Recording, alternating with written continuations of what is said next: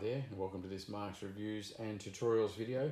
We are looking in the window of a 1 Series BMW here, and today we're going to answer the question as to where are the fuses on a 1 Series BMW, because they have got them hidden away rather in a bit of a hard to find place. So let's come inside. Light on my camera. Let's come inside and have a look, because the fuses, believe it or not, are in your glove box. You've got to open the glove box and you've got to empty it. You've got to get all your stuff out. And then over here on this side, there is a little thing which just leans forward, and then pulls out like that. Comes out of the way.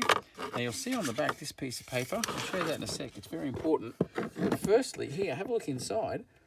That's where your fuses are.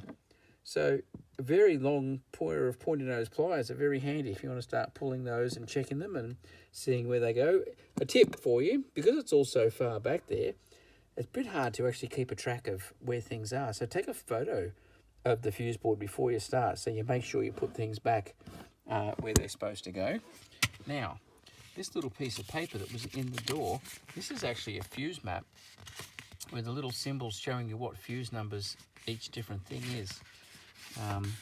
So that's a very important piece of information for when you're chasing down. You can have a look at a bit of this in case yours is missing, so you can see the fuse map. This is a made in Germany 05, first released in Australia 06 BMW 1 Series, e87. And there's the numbers and the required amperage, the fuse number, and then the required amperage of what's supposed to go in it. Okay, so there's your fuse map. There are more fuses under the bonnet. They're not hard to find. The ones here, though, are hard to find.